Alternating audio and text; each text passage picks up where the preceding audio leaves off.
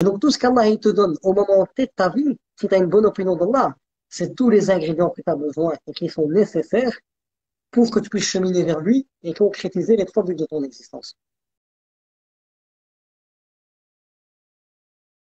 Moi, ce que je fais dans mes accompagnements, je ne traite pas ce qui vit au niveau premier plan.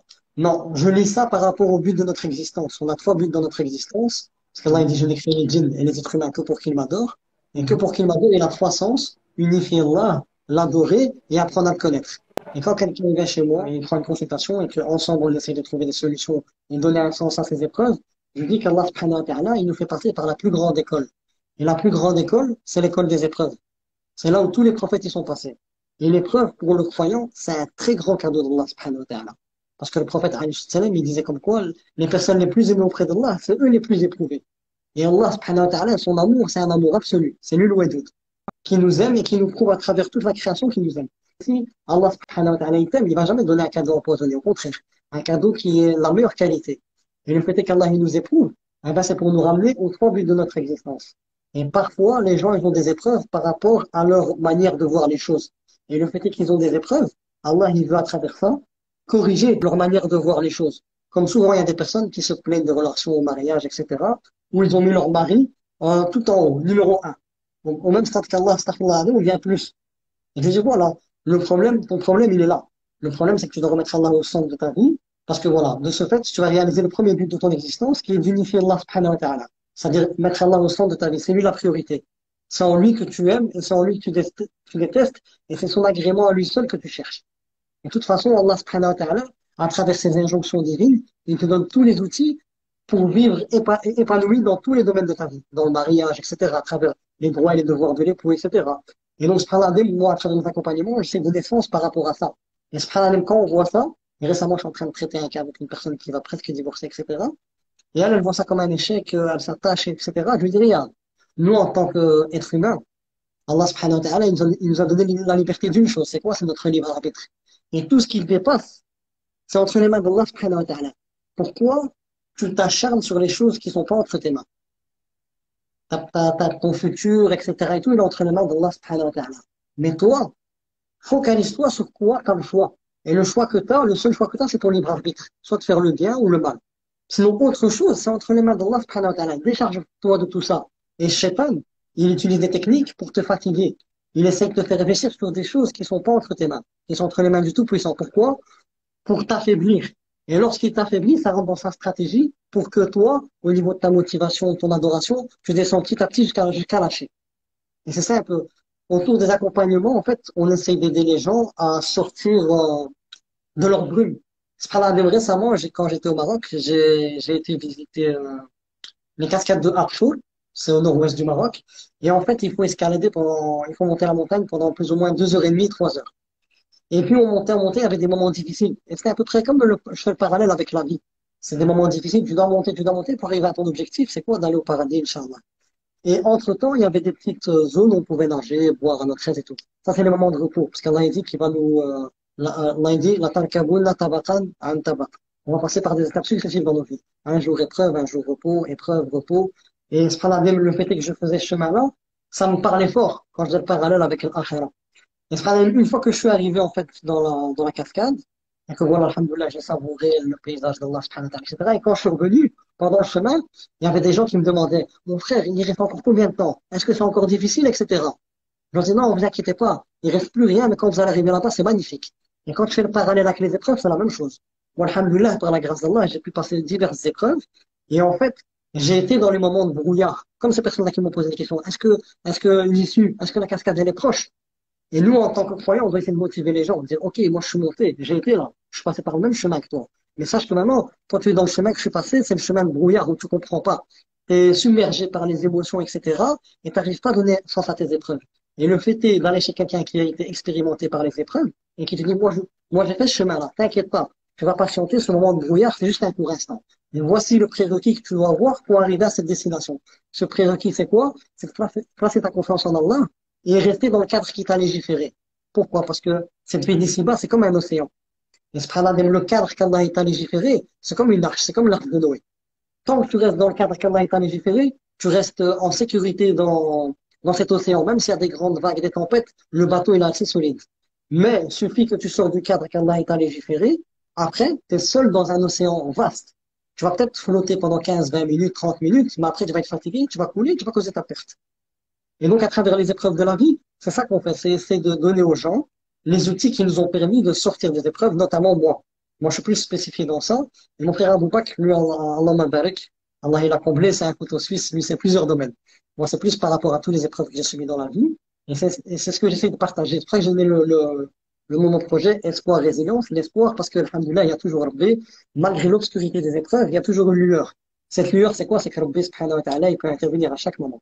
Et la résilience, c'est de savoir qu'Allah subhanahu wa ta'ala, derrière cette épreuve-là, il est en train de t'éduquer. Il te fait passer par l'école que même le plus aimé des hommes, le prophète Mohammed, alayhi salam, il est passé. Pourquoi? Pour te ramener à la meilleure version de toi-même. Et toi, maintenant, ton rôle, c'est quoi? C'est de t'arrêter et c'est de donner sens à cette épreuve. Et c'est ça. Et de toute façon, Allah subhanahu wa ta'ala, il te dit, je veux t'éprouver. La vie et les épreuves, ils vont de pair. Et Allah subhanahu wa ta'ala, il t'a donné le Coran, les outils pour pouvoir affronter ces épreuves. Il te dit, je vais t'éprouver pour te montrer à toi-même est-ce que tu es un véridique ou un menteur. Et à travers les épreuves, tu sais où tu en es. Il te fait tomber le décor en carton et il te montre la réalité. La réalité, c'est quoi? C'est qu'il y a que Rabbi qui peut t'aider par rapport à ton épreuve. Et de ce fait, l'épreuve, c'est un grand cadeau d'Allah subhanahu wa ta'ala. Donc voilà, bah, je crois que j'ai monopolisé la parole. Donc voilà, je te laisse compléter s'il manque Non, quelque chose. c'était très, très intéressant, tu vois. Ce qui est intéressant, c'est que quand tu parles, dans ce que tu as dit, moi, j'ai toujours mon regard à moi sur base de mon histoire personnelle et tout. Et pendant que tu parlais, je me disais à l'intérieur de moi-même, ce dont il parle, on sait de quoi il parle, dans le sens où, parce que tu es mon petit frère, et il y a toujours le fait du petit frère, le grand frère, tu vois. Et des fois, le grand frère, voilà, je vais dire que je vois que tu prends de l'âge, que là, tu vois, tu deviens un adulte et tout. Mais des fois, quand tu parles, je me dis, le petit frère, il a du vécu. Tu vois, alors qu'on n'a pas forcément ce regard-là en tant que grand frère. Des fois, on peut avoir le regard du grand frère. C'est pas mon cas, hein, mais figé, tu vois. C'est mon petit frère, c'est toujours mon petit frère. Non, c'est un adulte. Frère. Maintenant, c'est plus le petit frère, c'est un adulte qui a du vécu. Et dans tes paroles, ce que moi je ressentais quand tu les exprimais, c'est que c'était des paroles vraies qui sortaient d'une expérience vécue. C'est pas de la théorie. Parce qu'il y a la différence entre la théorie, c'est comme ça que je suis câblé. Des fois, je vois quand c'est la théorie. La manière dont la personne elle parle, on voit qu'elle n'est pas passée par là. Dans le sens où elle parle en y croyant parce qu'elle est musulmane, elle va le dire, mais on voit qu'elle n'est pas passée sur le terrain. Parce que ceux qui sont passés sur le terrain, euh, tu le sens qu'elles sont passées sur le terrain, tu vois. Et dans ce que tu disais, c'est ce que je voyais. Je lui dis, Allah Ibarak, voilà, le petit frère, il a fait un beau bout de chemin où les mots qui sont les siens, le choix des mots et ce qu'il exprime est en adéquation avec ma perception de la réalité. Donc, Allah Ibarak, tu vois, il y a un niveau de conscience. C'est comme si là, à travers tes mots, je voyais qu'il y a un niveau de conscience au niveau de c'était quoi les épreuves et tout, qui est connecté à la réalité, tu vois. Et dans ce que tu expliquais, effectivement, c'est que Allah Tabaraka wa Ta'ala, moi, les choses qui m'aident, vraiment qui m'aident, que ce soit dans l'accompagnement avec les gens et avec moi-même, l'une des clés parmi les clés fondamentales qui t'amène à bien comprendre les choses, c'est ce qu'on appelle husn al billah.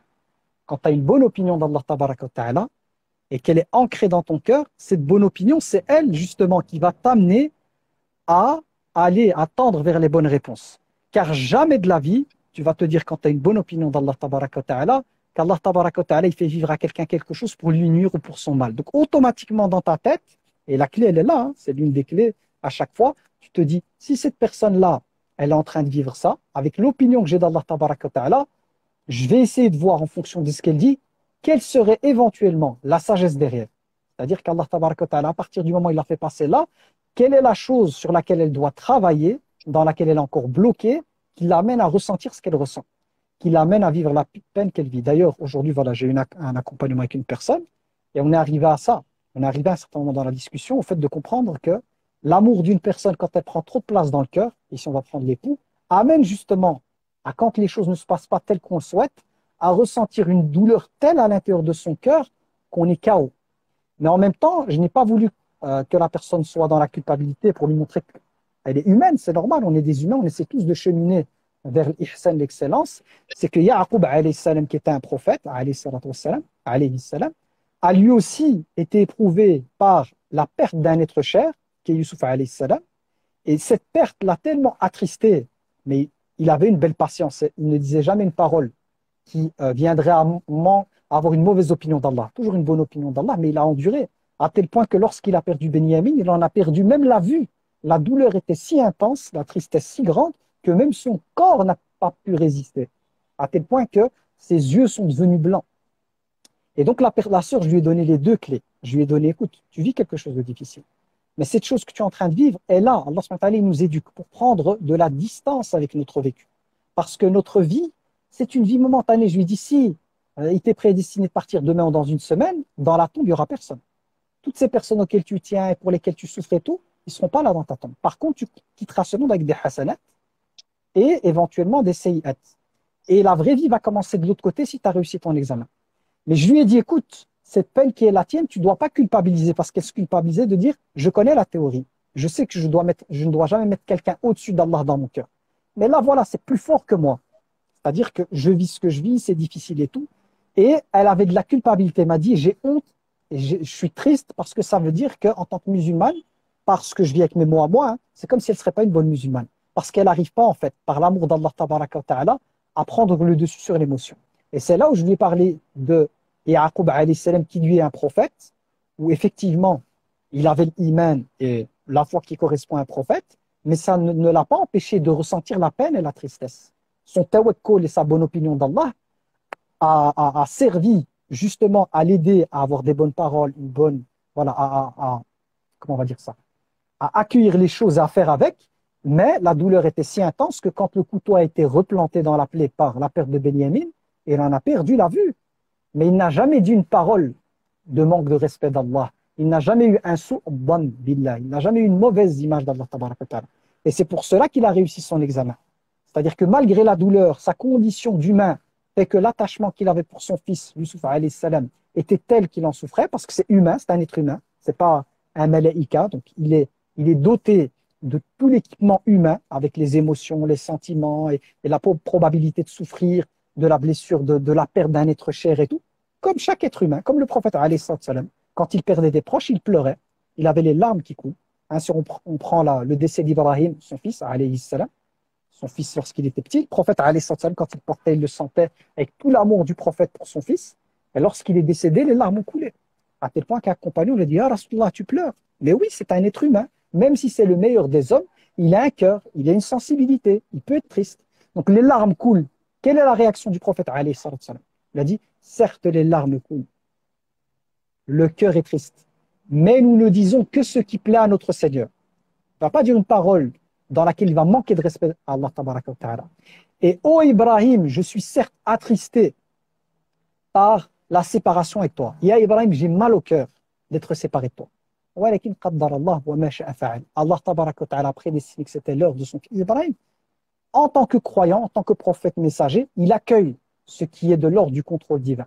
Mais de sa bouche, il n'y a que des paroles respectueuses d'Allah tabaraka wa ta'ala, rida, la satisfaction du décret divin qui sort, quand bien même les larmes sont amenées à couler, quand bien même le cœur est triste, quand bien même la souffrance de la perte d'Ibrahim est grande, mais ce qui sort de la bouche d'un croyant, d'une croyante, si c'est le prophète ou une croyante, c'est le fait d'être une personne qui jamais de la vie, pour une situation, une personne, peu importe qui c'est, va se permettre de manquer de respect, comme certaines personnes. Pourquoi tu me fais ça?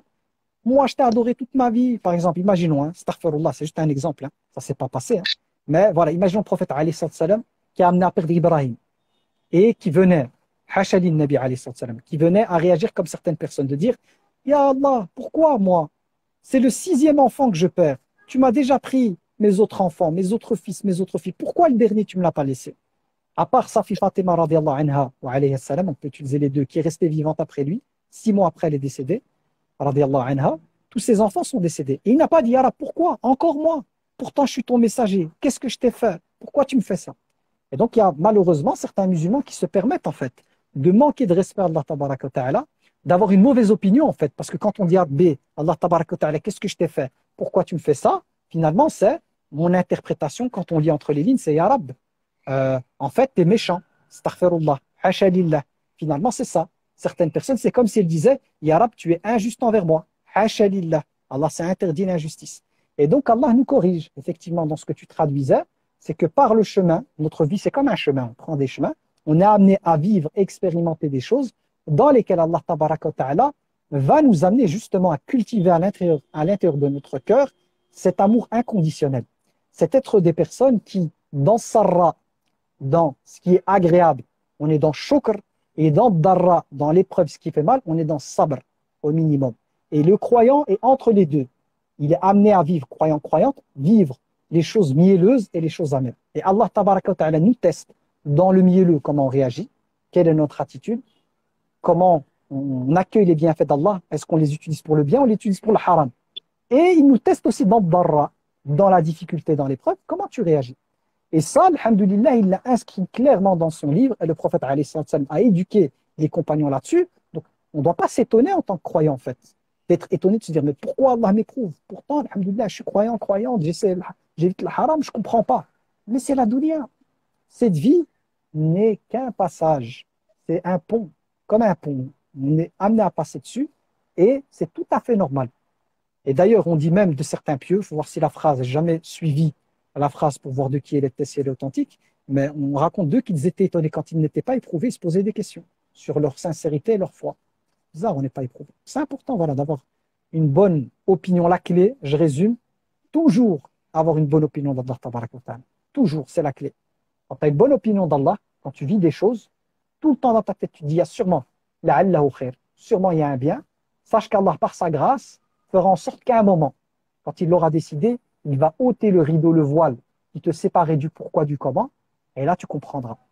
Et la chose instinctive de celui qui a la foi, qui a amené à voir le pourquoi du comment, c'est les larmes qui coulent. De se dire, Ya Rab, je n'aurais jamais pu traiter mes affaires comme tu les as traitées. Alhamdoulilah, c'est toi qui as géré mon destin et pas ma propre personne. Car si c'est moi qui avais géré ma prédestinée, je serais peut-être très très loin en fait. J'aurais fini parmi les damnés. Mais alhamdoulilah, ta rahma m'a couvert par ta grâce. Alhamdulillah, par celle-ci, voilà, j'ai pu être guidé, wallahu a'lam. Tu disais quelque chose d'intéressant. Et même dans les accompagnements, ce qui est super intéressant aussi, c'est la grille de lecture. Parce que souvent, nous, notre grille de lecture, notre manière de voir les choses, elle a été façonnée par la télévision, notre culture. C'est pour ça que tu as dit, voilà, parfois il y a des gens, ils vont dire un mot, mais c'est le même mot, mais ça ne veut pas dire la même chose pour vous. Et subhanallah, moi, ce que je fais dans les accompagnements, c'est que voilà, moi j'ai ma grille de lecture, sur laquelle, voilà, pour moi, je sais que c'est pas la vraie réalité, mais je suis sûr que d'une grille de lecture qui est vraie, c'est laquelle? Celle qui est dans le Coran et la tradition prophétique. Et j'essaie de rattacher les gens un peu à ça. Et par rapport à ce que disait Faradim, il y avait quelque chose de super intéressant, c'est qu'Yaqub alayhi salam, malgré que son fils, Yusuf alayhi salam, il lui a expliqué le rêve, et que Yaqub lui a donné, il lui a dit que tu vas vivre un grand événement et un bienfait comme ils ont eu tes grands-parents, Ishaq et Ibrahim alayhi salam, dans le sens de la prophétie. Malgré qu'il a eu ces informations-là, ça l'a pas empêché d'être triste. Parce qu'il y a deux sciences. Il y a la science que tu stockes dans le disque dur, dans le cerveau, et il y a la science, comme tu as dit là, plutôt que tu expérimentes avec le cœur. C'est-à-dire, là, tu connais des choses et tout, mais à travers les épreuves de la vie, tu les expérimentes. Un peu comme Sylvain Yacoub, certainement, ses enfants lui disent, ouais, si tu continues comme ça, tu vas t'affaiblir et tu vas finir par mourir. Et lui, il a dit quoi? Il a dit, je me plains de ma souffrance et de mon déchirement à Allah. Et je sais d'Allah ce que vous ne savez pas. Et lui, c'est un prophète, il connaît Allah mieux que quiconque. Parce qu'Allah subhanahu wa ta'ala, il a donné cette science-là. Donc il sait qu'Allah subhanahu wa ta'ala, c'est le Hakim, qui fait les choses convenables, dans le moment convenable et de la manière convenable. Il sait qu'Allah, c'est un Rabb, qui vient de nous rabber, celui qui nous éduque, etc. Et il sait qu'Allah subhanahu wa ta'ala, c'est le Khabir, celui qui est conscient de sa réalité, qu'est-ce qu'il vit, la souffrance, etc. Et il sait que sa délivrance, elle est auprès d'Allah subhanahu wa ta'ala, parce qu'il est ala kulli shay'in qadir. Et de ce fait, il y répond à ses enfants, il dit, voilà, moi, je me plains de ma souffrance et de mon déchirement à Allah parce que je sais d'Allah ce que vous ne savez pas. Même à la fin, quand il récupère Yusuf alayhi salam et Benyamin, eh ben, il dit, ne vous ai-je pas dit que je sais d'Allah ce que vous ne savez pas? Et c'est ça un peu l'éducation spirituelle. C'est passer de cette connaissance qu'on a stockée dans le disque dur à cette connaissance qui est dans le cœur qu'on expérimente. Un autre, il y a encore deux exemples, et c'est avec Moussa alayhi salam, quand Allah subhanahu wa ta'ala, il l'a prévenu que Samiri, il a égaré son peuple. Et Moussa alayhi salam, quand il est descendu, il a vu avec ses propres yeux, il s'est énervé au point il a jeté les tablettes qu'Allah subhanahu wa ta'ala lui avait données, et il a pris son frère par la barbe et les cheveux. Et aussi une autre chose, comme voilà, tantôt t'as dit avec le Khidr, malgré qu'Allah il a prévenu que voilà, tu vas rencontrer quelqu'un qui a une science que toi t'as pas. Malgré ça, sur l'épreuve même, quand elle a été éprouvée par voilà, les choses qu'il connaissait pas, malgré ça, ça l'a poussé à dire ouais, pourquoi. Et c'est ça, en fait. On reste des êtres humains, et Allah subhanahu wa ta'ala, il va pas nous juger pour nos émotions. Donc, quand on a des épreuves, etc., le fait est de pleurer, etc., c'est normal. Mais Allah subhanahu wa ta'ala, c'est le basir, c'est celui qui te voit. Comment tu vas réagir face à l'épreuve. Est-ce que tu vas l'accepter? Est-ce que tu vas être comme Yaqub alayhi salam, malgré qu'il était éprouvé, au plus il était éprouvé, au plus il avait mis au prénom d'Allah, ou bien tu vas faire comme Iblis. Iblis, c'est quoi? C'est que voilà, Allah il l'a éprouvé, et puis quand il a raté son épreuve, il a dit, par quoi tu m'as trompé, je veux tous les égarer. Il remet la faute sur Allah. Alors que nous, en tant que croyants, quand on est éduqué spirituellement, chaque fois qu'on a une épreuve, on remet la faute sur nous. On dit, qu'est-ce qu'Allah subhanahu wa ta'ala, il attend de moi à travers cette épreuve-là. Mais on ne fait pas comme Iblis. Ouais, parce que tu m'as trouvé fort, bien fait ça à ce moment-là, etc. Non, c'est pas comme ça que ça marche. Même Adam alayhi salam, quand il n'a pas écouté Allah subhanahu wa ta'ala, il s'est rapproché de l'arbre et il a mangé du fruit. À la fin, il s'est arrêté, il a dit, il a dit, ربنا ظلمنا أنفسنا وإن لم تغفر لنا وترحمنا لنكونن من الخاسرين. Oh Seigneur, on a commis du tort envers nous-mêmes. Et si tu nous pardonnes pas, on sera parmi les perdants. Dans le sens arabe, quand tu m'as prévenu de ne pas m'approcher de cet arbre-là. Et moi, au contraire, j'ai été et j'en ai mangé. Donc, la faute, elle revient à moi. Donc, c'est pas toi, Ya Rab. Toi, tu me veux le bien. Subhanallah. Et c'est ça, en fait. À travers les accompagnements, c'est un peu revenir à la grille de lecture qu'Allah il nous donne à travers le Coran et la tradition prophétique, et notamment, moi, celle que je travaille dessus, c'est celle des épreuves. Dans le sens, Allah subhanahu wa ta'ala, il te prévient dans la sourate al-Baqarah, dans le verset 155, qui va t'éprouver par la peur, la diminution de biens, de personnes et de fruits, mais fais la bonne annonce aux patients qui disent quand un malheur leur arrive, Inna lillahi wa inna ilayhi raji'un.